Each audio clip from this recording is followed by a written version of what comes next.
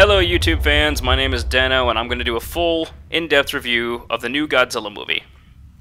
The one that has the same title as the 1998, and which we shouldn't mention, and 1954 movie. So it's just called Godzilla. Now it could be Godzilla versus the m.u.t.o. Nope, it ain't that. It could be, what was it, Surviving a Kaiju Attack featuring Ford Brody and family, and guest starring Godzilla. Nope. And it could be you just paid to watch a movie about a family who's going through a natural disaster with giant monsters. No. But that's basically what happens. Okay, so let's talk about Godzilla for a moment, okay? Godzilla is 60 years old this year, okay? Respect to the big guy. He has held up to the test of time for 60 years. 1954 is when he was first introduced, and it was a low-budget movie where, you know, it was a guy in what is essentially a lizard-textured trash bag stomping on little small-scale towns and sweating to death inside of this giant muppet of an outfit. Well, Godzilla's suit goes through multiple beatings throughout all the movies, so, you know, he's had to have his suit replaced multiple times, and we've gotten a different look as the generations went on. And, you know, the look has stayed fairly consistent, unless you count the 1998 movie, which Japanese people will now just refer to as Zilla. We won't talk about that movie a whole lot now. Just keep that in mind. And if you want to rant on that, I'm more than happy to tell you. But not right now. Alright, so this is one of the few cases where CGI is actually a good thing for, you know, the characters. Godzilla looks fantastic in this movie. He's bigger in kind of the wrong places in some places. You know, he's basically just a big wedge. But, you know, he's aging, and, you know, Godzilla gets bigger with each and every single installment that he's been in, and I've noticed. It's like, even though he changes designs and the timelines are inconsistent because, you know, they're broken up into several different categories, which fans have helped break it down, Godzilla seems to keep getting bigger. He's aging along with his audience, and I'm okay with that. I like the idea of Godzilla getting bigger. It's like, I'm just a pup. I'm just going to keep getting bigger and nastier as time goes on. Eventually, skyscrapers will be up to my waist. Well, speaking of that, the scale of Godzilla is not what you quite expect. You see the posters and stuff, you see the gigantic tail in the clouds, and, you know, these little peppering dots of helicopters, you know, compared to it, and you think, God, Godzilla must be absolutely massive, and you see another poster of him, and he's standing over a city, and the city barely comes up to his waist. Nah, he ain't that big. Not in this movie, anyways. Godzilla is not that big, okay? Godzilla's about 500 meters tall, okay? And just to give you perspective, there are skyscrapers still bigger than Godzilla. As a matter of fact, one topples on him in the movie, briefly. That was interesting to see.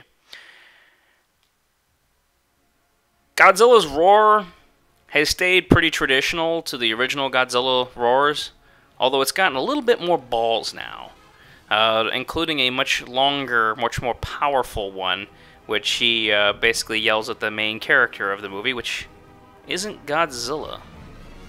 It isn't Godzilla. The main character of this movie is not Godzilla. Let's talk about that real quick. Okay. The main character. Who is the main character? Is it Ford Brody?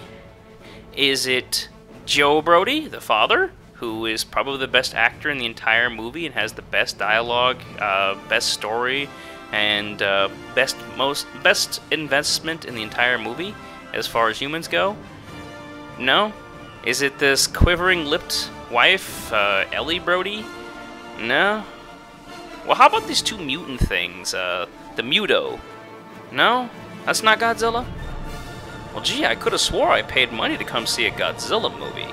I mean, the movie is called Godzilla. You'd expect him to be in at least 40 to 50% of the movie, right? I mean, it's named after him, right? No. No, you don't get that. As a matter of fact, Godzilla takes about roughly a quarter of this movie, and it's the last quarter. Now, he's peppered in certain scenes throughout the entire movie where you see basically his spine, you know, basically three little being going through the ocean there, in the bay. But, you know, what you see of him is so tiny. It's just enough to tease you to say, hey, I'm still here, this is my movie, I think, but, you know, I'm just reminding you, I'm in this movie, I'll get to the fight eventually, don't forget me. And, you know, it's just reminding, it's just enough Godzilla to satisfy you. Just enough. But you know what, when you wait 10 years for a Godzilla movie, after a big hiatus, you don't want just enough. You want balls to the wall Godzilla action, okay? It's been 10 years.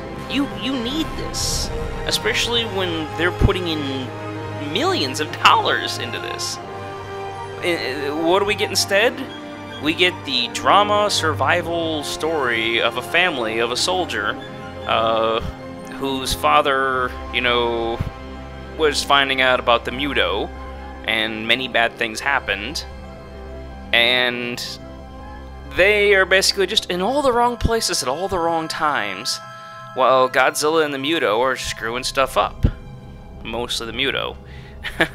Because Godzilla's basically chasing after them.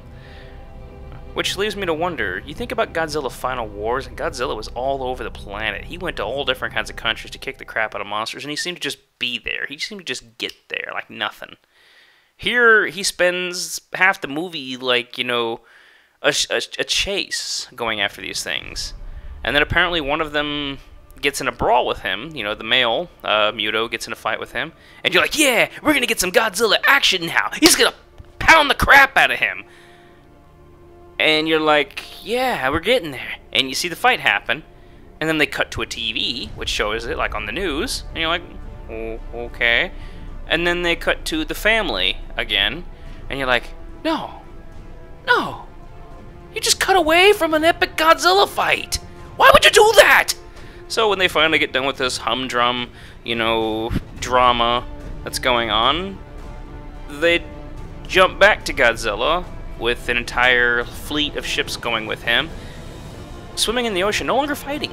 And you're like, wait, what just happened? Apparently the m.u.t.o got away. Well, let me tell you something about monsters getting away from Godzilla. It just doesn't really happen that well. I mean, if that thing took flight to try to get away from Godzilla, Godzilla would have been like, oh, really? He would have atomic breathed his punk ass out of the air, just like he did with Ghidorah when he threw him up and gave him the red spiral death beam. He would have been like, boo, you're gone. That isn't what happened. Apparently the m.u.t.o got away and thus pursues the chase. Just to pad out the movie, you know, and make you forget about Godzilla and the m.u.t.o for a bit longer, as they're just mostly implied throughout the movie. Yeah, the action is so poorly paced for most of the movie. Keep in mind, this is a 123-minute movie. Okay? So that's 2 hours, 3 minutes for those people who don't know. 90 minutes of this movie is dedicated to the human element. It is basically like a redo of Cloverfield.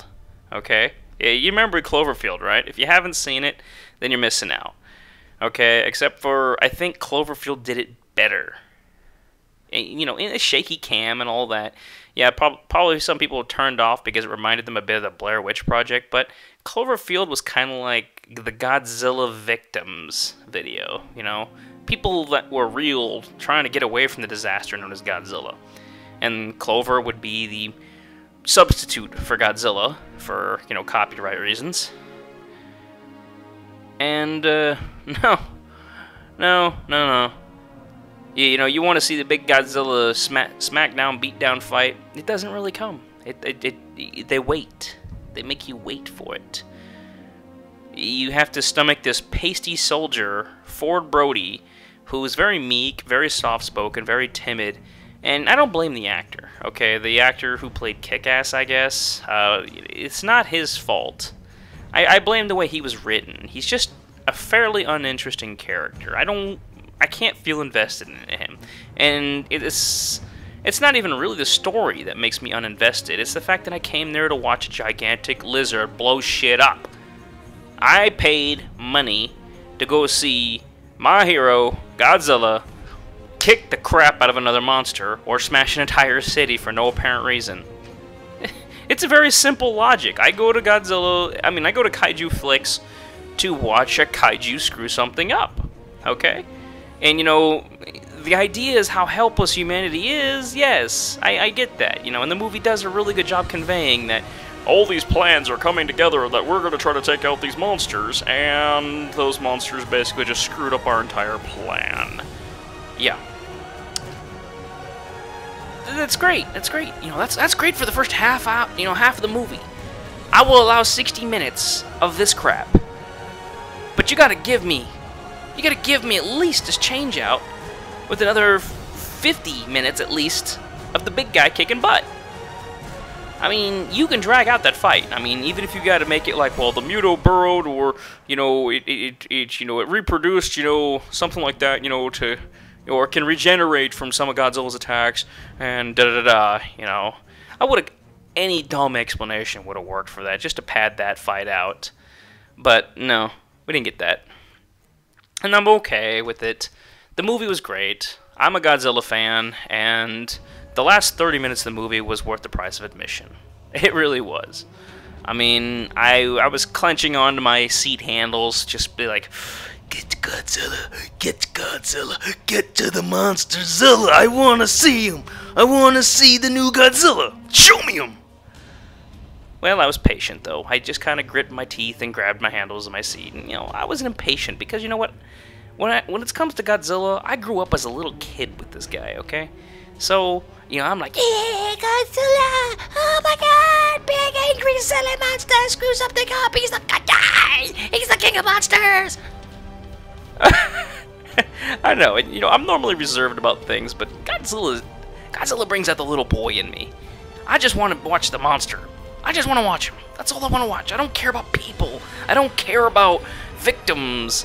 You know, people are there to be cannon fodder for a kaiju attack, okay? They're not supposed to be any sort of significance. They're just there. They're caught in the wake of the biggest brawl they've ever seen in their life. Okay? And, you know, there was way too much focus on that in this movie. And, you know, I understand pacing. I understand build-up. You know, I understand teasing. But this movie's pacing is terrible in that fact. Yeah, there's like 20-30 minutes of that they could have just thrown away and you wouldn't even have missed it. Just forget it. You know, I'm really hoping that a special edition DVD or Blu-ray comes out that has an extra 15-20 minutes of Godzilla, you know, having a throwdown. Because that Godzilla looks pretty cool. When you finally get to see Godzilla, when he makes his actual debut, he just comes in like a storm in the night. You know, the coast pulls back. People are running away from the shore, realizing there's a tsunami coming. And whoosh! Big tsunami comes in, wipes out all these cars, pushing it down the metro causeways. And, you know, just absolute devastation. A couple soldiers like, there's something looming over us. And they're standing on top of the roofs, and they're like, firing off flares. And then you get a shot from the neck down to the thigh of Godzilla. And then it pans out. And then Godzilla. You finally get to see Godzilla. And, you know, it lets you know that even though he's the good guy, and even though he's rolling with the military and the Navy and all that, he is still a force of destruction. He is something to be feared, good or bad. He is going to wreck some shit. That is how Godzilla needs to be seen, and that is a hell of an introduction. That is wonderful. And that is worth seeing Godzilla come in that way. I mean, instead of him just be like, hey, I'm here, how you doing? No. We get two introductions like that. We get two of those, okay? And another one is where he basically swims up to the San Francisco Bay Bridge, and he stops right before it. You know, when everybody's got guns aimed at him, and they're like, we're gonna shoot you, Godzilla, if you come any closer. You know, there's tons of, you know, innocent civilians on this bridge. So what do? They watch him stop. He gets up. They start firing at him like dumbasses. And what's that do? Well, the big wave that Godzilla makes realistically happens, and those boats firing missiles and shit at him basically, you know, start doing damage to the bridge. Good job, guys. Good job. But there was a part in the movie that made me smile. It was just this wonderful part where a couple soldiers standing on top of a roof start taking shots at him. Pistols and machine guns and like... And when Godzilla just kind of walks by, just kind of gives him just a brief glance. Just kind of like they're not even like worth anything. Just out of the corner of his eye, they're just kind of like, maybe we should stop firing at this thing. This thing could get pissed off and ruin our day. And he doesn't seem to be affected by our weapons. That was the smartest thing I've ever seen a human do in a Godzilla movie. And you know what? Commended. It made the soldiers seem less retarded. Okay, let's talk about the good, the bad, and the iffy on this movie. The good. Bryan Cranston, also known as Walter White from Breaking Bad, delivers a fantastic performance. He's probably the most interesting character in the movie, human-wise. And it's such an investment with him because he gets the whole first quarter of the movie almost. And it's fantastic. You feel for him, every single thing that happens. But, you know, he's one of those characters that's so well developed, you don't want to see the guy not make it to the end of the movie. And, you know, he just loses part and doesn't get to continue for the whole movie.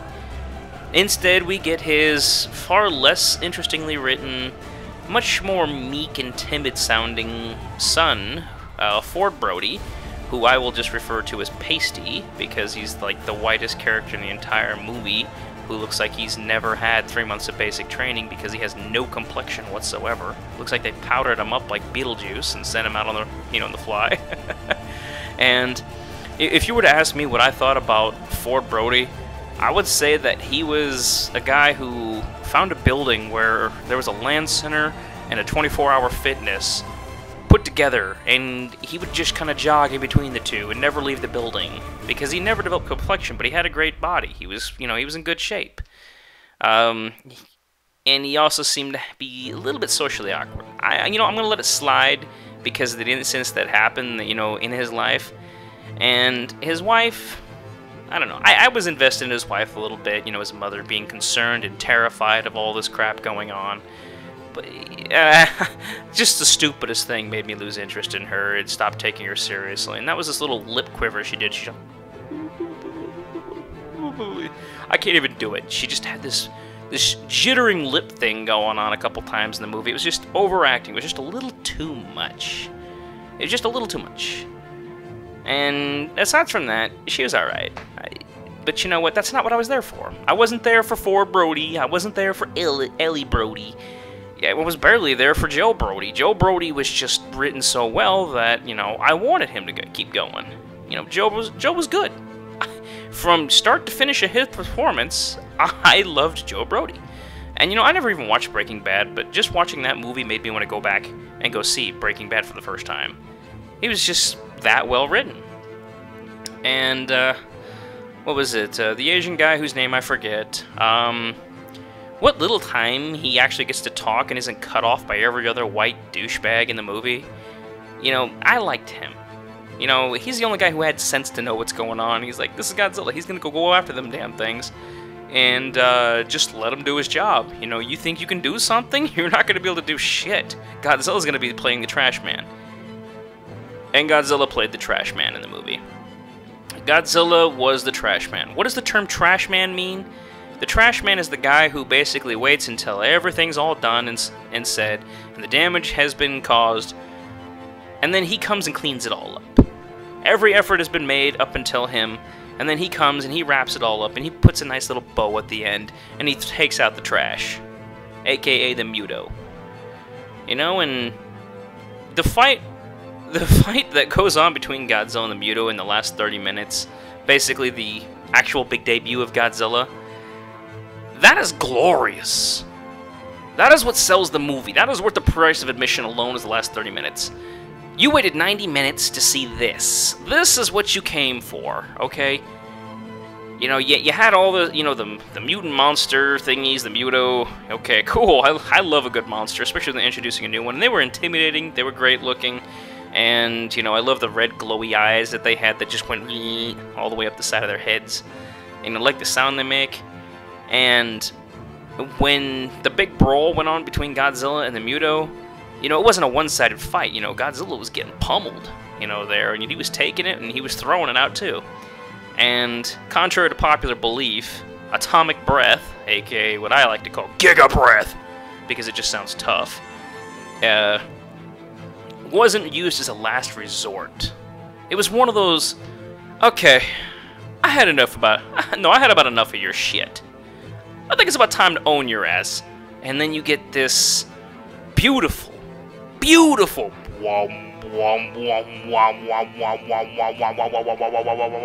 charge up, where it goes like from his tail all the way up his spine, and then you get the blue breath of death, you know, right in the face. You know, it's a little weaker than the Godzilla breaths we know. Okay, you know, the fans, we know Godzilla's Giga Breath, you know, atomic breath, basically.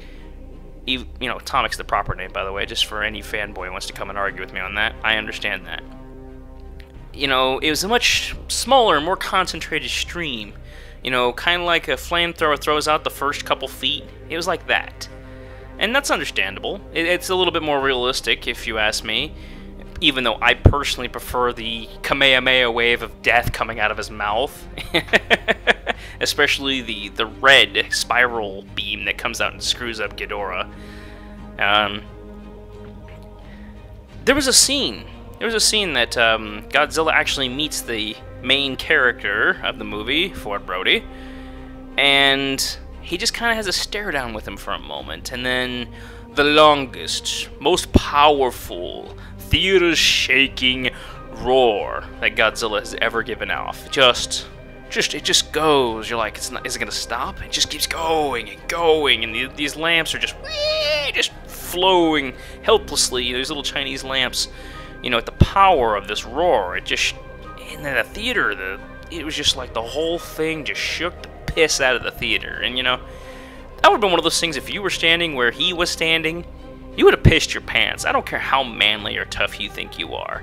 If you were right there getting that point blank, feeling the force, what I felt sitting in my seat, you would have been like, nope, I'm not doing this. That would have been you. And it was like Godzilla basically saying, thanks, Brody. Thanks for f***ing up the whole movie and taking up all my screen time. I guess I got 30 minutes left. I guess I'll make it as awesome as possible. Could've swore this movie was about me. Why don't we just call the movie Ford Brody featuring Godzilla? It's okay, never mind. No, don't even worry about it, little dude. I'm gonna get this. And, you know, another good point was, you know, the CGI. I usually got a bitch about CGI, because I go to, you know, I'm a big graphic design guy, and, you know, I can usually spot CGI's, you know, cheesy CGI. The CGI was great. As a matter of fact, it's probably some of the top-notch, top-shelf material for Hollywood that's been cranked out to date. The textures look fine. You know, usually I got a problem with CGI making shit look rubbery, and for Godzilla and the m.u.t.o, it worked. The natural disaster scenes looked great. You know, they weren't over the top, and they weren't muddy and watered down looking. They looked, everything flowed, and it all fit. It became a believable world. And, you know, you didn't have that popping, jarring effect that CGI has on reality. And there's even a scene where Godzilla's laying, you know, on his belly in the dirt, you know, with all this, you know, rubble and debris on him. And it looks like a practical effect, like somebody actually made a Godzilla statue and then just threw a bunch of shit on it. And it looked great, you know. It was very involving, and I loved it. It was the first time I've ever seen CGI done right in a movie, and it was a great benefit for Godzilla. I'm gonna say it. Practical effects have been a little too cheap for Godzilla. CGI actually did the job here, and I hate to say it as a hardcore Godzilla fan. I do love the CGI, and I love the practical effects of the original. And it's just, I loved it. It was that good. Okay, the sense of scale. Very seldom do I get a scale movie with monsters where they would genuinely make you feel itty bitty. Okay, and there's just several scenes in this movie where they just keep reminding you, you are nothing. You are tiny. You are insignificant. Main characters, you know, humans and everything like that, screw y'all. You're tiny. You're itty bitty. You don't even matter. Like, you know, oh, by the way, did you just drop your flashlight down this damn near endless chasm? Yeah, guess what? This monster's gonna walk right over this endless chasm, over the bridge where you're standing like it's nothing. It just kind of like practically straddles the infinite height that you're at, like it's nothing, and then just walk on its merry way. You were dirt. You were specks of dust in the wind. You men are but shadows and dust in the grand scheme of things. The sound work. The sound work in this movie delivered the movie. There was an old director that said at one point, 75% of the work of a movie is the sound, and the sound just delivered. I was enthralled just from beginning to end of the movie. The subtle soundtrack that went on in the background with everything, the amazingly loud effects, the little sounds the monsters made as they interacted. You know, it wasn't just keep looping the same 5 sounds over and over again. You got variety. And it made me feel like these things were communicating, talking, and doing stuff. And, you know, just even the environmental atmospherics were just... It was all-involving. It was the most immersive kaiju movie I've seen yet. And, moving on, backfires. The movie has a crap ton of backfires I love. Okay? Every time you thought the humans were going to get somewhere with their plan and their idea, it just went to shit. The monsters would just come screw it all up. And I love that. I love that, you know. I hate it when a plan goes so smoothly that it's almost suspicious. And, you know, to have monsters that are technically dumber than the humans just constantly seem to be outsmarting the humans, or just right where they don't want them to be, just makes me all giddy inside. I love that. Oh, yeah, there's also numerous head nods to the, you know, older Godzilla films. As a matter of fact, there's actually a point where they show, like, a monitor station in the military, and it's, instead of saying Godzilla on there, it says Godzilla. You know, the name of Godzilla, you know. I love seeing stuff like that. And there's a little Asian boy at one point that it feels a little forced to try to make the, you know, the character for Brody a little bit more likable, being the good guy. But the little Asian kid, I don't know why, but my brain just wants to think older Godzilla movies, the little Asian boy with the red shirt. And you'll see it. There's plenty of head nods in the movie, and if you see them all, please make a list of them below, because I want to know what was in that movie. Because I had this feeling there's like 20, 30 of them just right in front of my face that I missed because I was so busy trying to find Godzilla throughout the whole dang movie. What was it? Okay, now the bad. I already mentioned that Ford Brody is the pastiest person I've ever seen to be a soldier. And, you know, I know quite a few soldiers out there, you know, and short of being albino, I don't think I've ever seen him that white. What was it? I really wish that Joe Brody could have got more time. He was great. I hate to be redundant, so I'm just going to keep moving on here. And I can't seem to say this enough. If you're going to make a monster flick that's 2 hours long and name it after the damn monster, could you at least give the monster 50% of that screen time? I mean, it's his movie. It's named after him. It's Godzilla. It isn't Jeff Brody. It isn't Joe Brody. It isn't human survival. It isn't, you know, natural disaster with monsters. It is God flippin' Zilla. It is his movie. I'm gonna say that, okay?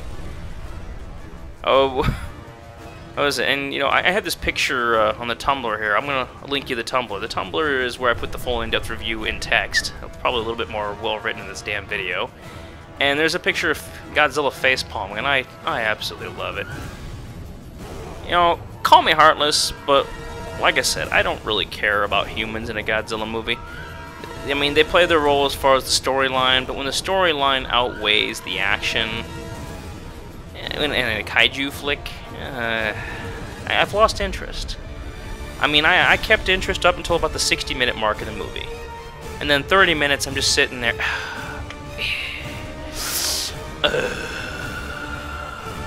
And you know what? I heard about 12 other people around me doing that in the theater. And it was quite clear to hear them. So I know if I'm the one who lost interest, I'm a very patient person.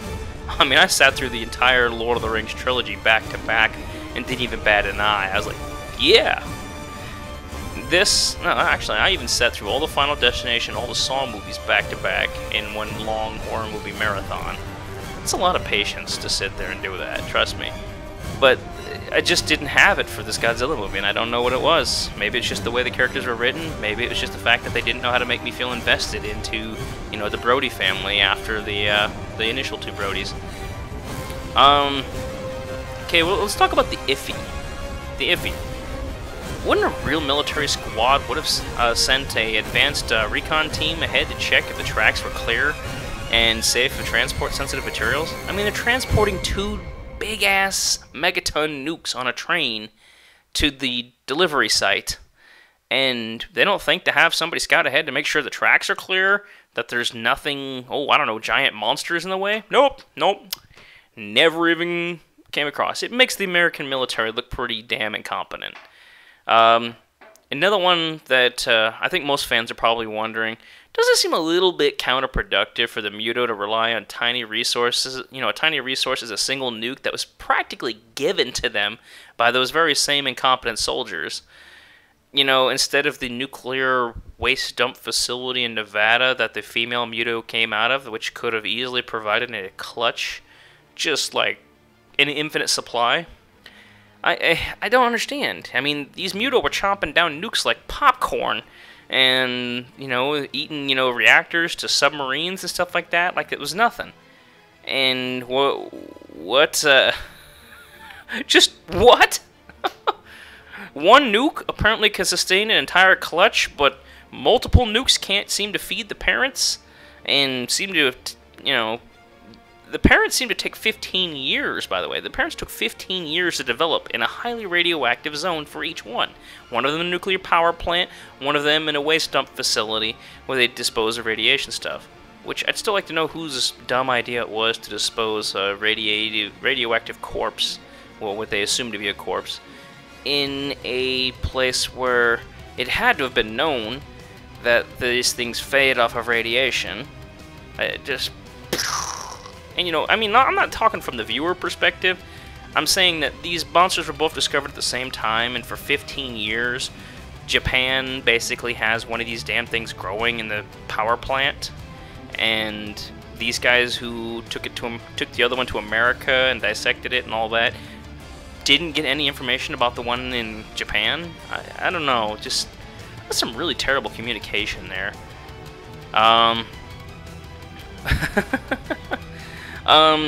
And I wish they would have showed the head of the Serpent Cavern. I'm going to call it the Serpent Cavern because it was just this long as shit cavern that was just nothing but a rib cage, like a snake, or like, you know, like a god serpent, like, you know, Shenron from Dragon Ball.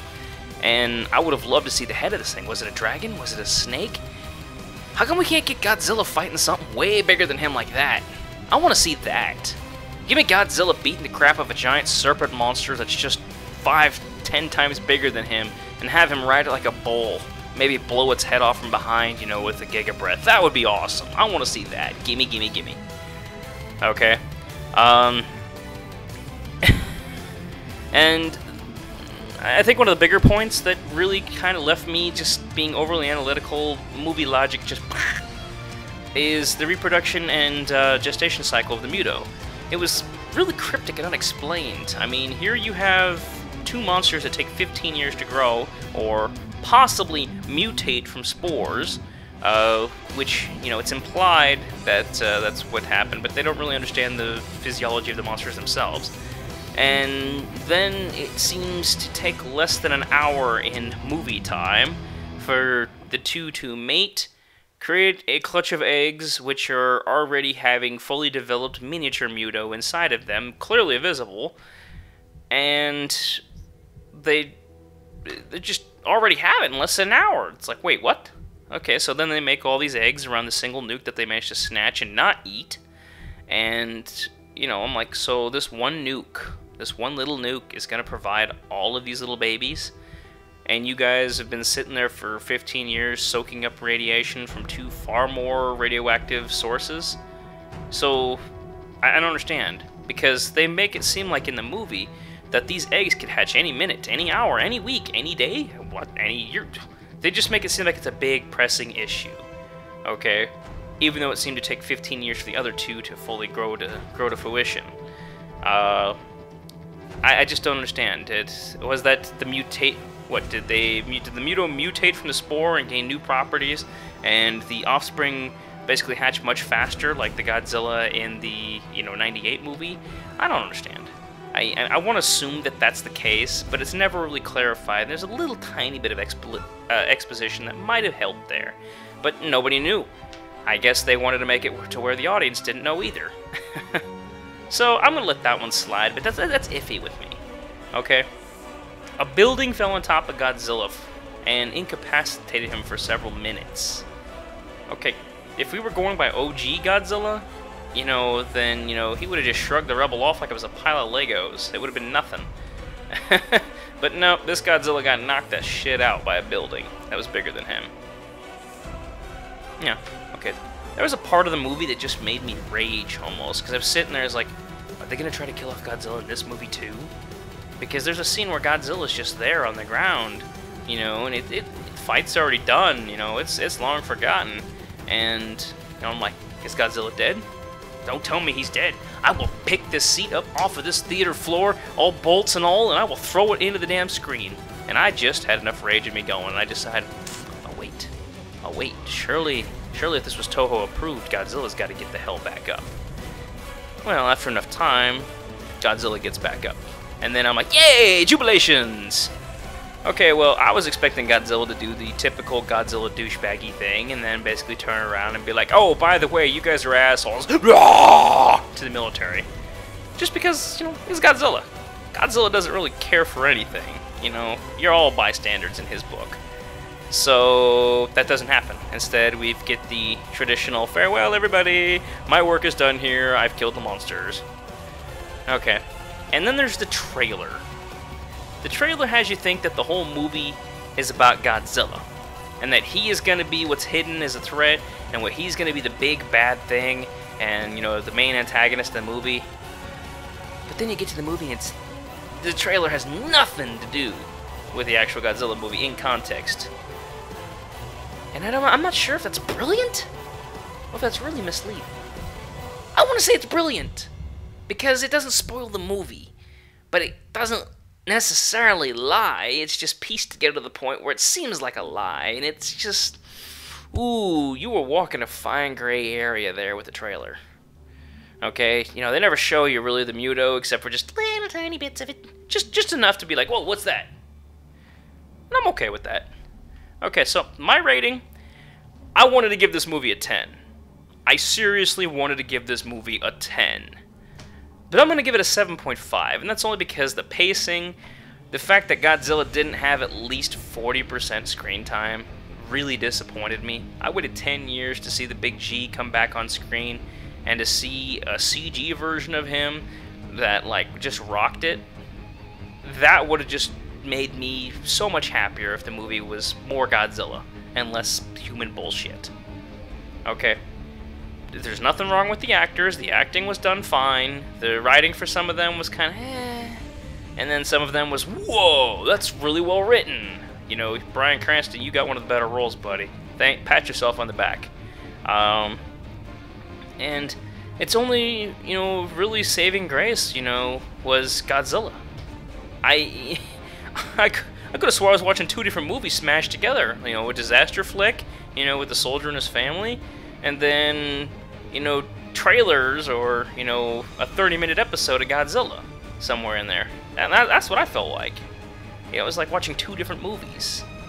And they didn't really meld as well as they could have, because there was more of this than this. Find a balance, Hollywood. Stop making monster movies with the title of the movie named after the monsters, and then having it mostly humans. Because you know what? You really piss people off when you do that. Alien versus Predator, Freddy versus Jason, Puppet Master versus Demonic Toys, or something. Just a bunch of other stupid-ass movies where the monster is supposed to be the main character, but, you know, he's just kind of there. I really hate when Hollywood does that. Japan has the right formula, and that is, let's make a story, whether it be ridiculous or whether it be actually sensible or a continuation of previous movies, and then let's always make sure Godzilla has something to do. Keep this guy busy. Okay? I mean, whether it's just a couple snippets here and there, you know, giving us what we want. Don't just tease us with body parts of Godzilla, okay? I don't want to strip tease of a giant lizard. I want to see the lizard do something, okay? I don't care if he's punching a monster in another part of the planet for no apparent reason, just because it's something Godzilla does on a daily basis. Whether he's ripping out the trachea of, you know, Ghidorah, you know, or whether, you know, he's basically gouging out the eye of, you know, Gigan. I don't care. I want to see Godzilla. That's all we want.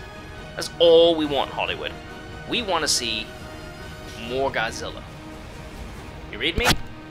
More Godzilla. Less people, more Godzilla. I personally enjoyed the movie. I gave it a 7.5, and I would definitely recommend checking the movie out on a matinee. If you live somewhere, say like in New York, where the tickets are like $14 to $24, depending on what you're going to go see, I would recommend finding the cheapest ticket possible, preferably between the $6.50 and $8.50 range. At that point, you're at a sweet spot, especially if you plan on buying a bunch of shit like popcorn and drinks and whatnot to support the theater that's running it, considering movie companies usually don't really pay the theaters all that well. It's a fact. Okay, if the pros of the movie, you get one hell of a Godzilla finale that delivers. It's what you wanted. You paid to see that, and you got that, okay? It's what you wanted, okay? This sense of scale is great, the CGI is done right, Joe Brody is legitimately the best human character in the movie, the sound work is top-tier quality. The cons? Well, the cons are too much focus on the human element, as I keep bitching about. Too much exposition in the wrong places. I mean, there's some stuff that really needed explaining that, you know, some people who are lesser educated about movies are going to write off as plot holes. And they're gonna sit there and probably pick that thing apart like Prometheus and try to figure that one out for a bit. Too much teasing and wonky pacing. I didn't like how much they teased me with Godzilla. Yeah, it's like, oh, here's Godzilla. No, no, that's almost a Godzilla. Oh, here's Godzilla. Yeah, he's in full. No, we gotta do something else now. I mean, what, is Godzilla not interesting enough to you guys who write this stuff? Because you know what? That's all that's of interest to me. That's all that matters. Okay, and I wrote in my review that Godzilla is a homebody bench warmer of the movie, and you know they basically save him to the climax. I kept writing this review several times, and one of the times I wrote was that he was the superstar all-star character who was kept on the bench. You know, the pro sports guy, you know, who was kept on the bench until the final play to save the day, to make him the hero of, you know, the game. And that's exactly what Godzilla is in this movie. Yeah, and that's my review of Godzilla 2014. Go see it in theaters. Wait till it comes out on DVD. That's up to you. I would personally recommend the theater experience because there is nothing like those sounds in a theater. It doesn't matter how good your sound system is. Get to a theater, feel the Godzilla. Okay? You can stomach the first 90 minutes of the movie. You will be greatly rewarded with one of the best Godzilla experiences of all time. Like, I haven't been that excited since Godzilla Final Wars. I mean, there's just nothing that excited me that much, especially when it comes to Godzilla. Godzilla Final Wars and Godzilla King of the Monsters and Godzilla Monster Island and Destroy All Monsters were probably some of my favorite Godzilla movies. And you know, there's other ones out there, but I just love big brawls, especially when it comes to Godzilla. I just want to see him beat as much crap down as possible. And with that said, here's from one Godzilla fan to all the other Godzilla fans. Go see Godzilla in your local theater today. It's worth going.